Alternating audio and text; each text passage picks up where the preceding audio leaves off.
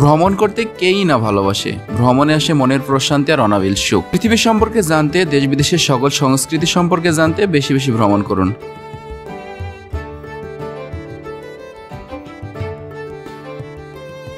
কুষ্টিয়া জেলার অন্যতম দর্শনীয় স্থান হল লালন আখড়া বা লালন শাহজির মাজার।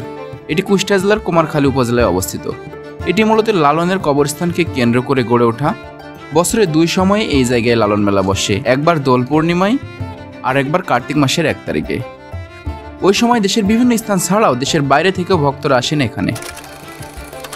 রবীন্দ্রনাথ ঠাকুরের কুঠিবাড়ি বাংলাদেশের অন্যতম এক দর্শনীয় স্থান। এটি কুষ্টিয়া থেকে 15 কিলোমিটার দূরে কুমারখালী উপজেলার শিলাইদহ ইউনিয়নে অবস্থিত। বাগান, পুকুর ও কুঠিবাড়ির মূল ভবন সহ এর আয়তন 33 বিঘা, আর মূল ভবনটি দাঁড়িয়ে আছে 2.5 বিঘা জমির উপর। ঝাউদিয়া শাহী মসজিদ। কুষ্টিয়া সদর থেকে 22 কিলোমিটার দূরে ঝাউদিয়া গ্রামে এ মসজিদ অবস্থিত। ইট, পাথর, বালি ও চীনামাটির মিশ্রণে এ মসজিদটি এক ঐতিহ্যের চমৎকার নিদর্শন। মসজিদটির শৈল্পিক কারুকার্য ও টেরাকোটায় অনিন্দ সুন্দর হয়েছে। মসজিদটির মূল কাঠামোতে 3টি গম্বুজ ও 3টি দরজা রয়েছে। কুষ্টিয়া থেকে 50 টাকা অটোরিকশা ভাড়ায় যাওয়া যায় এ জায়গায়।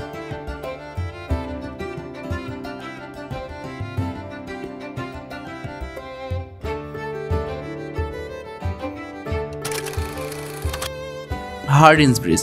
কুষ্টিয়া সদর থেকে 31 কিলোমিটার দূরে ভেড়ামারা উপজেলায় হার্ডিঞ্জ ব্রিজ অবস্থিত।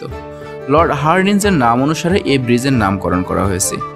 100 বছরের পুরনো ব্রিজটি নানা ইতিহাস ঐতিহ্যের সাক্ষী। এ ব্রিজের পাশেই রয়েছে লালন শাহ সেতু। বাউল সম্রাট লালনের নাম অনুসারে এই সেতুর নামকরণ করা হয়েছে। সেতুটি পাবনা আর কুষ্টিয়া জেলার মাঝে মেলবন্ধন সৃষ্টি করেছে।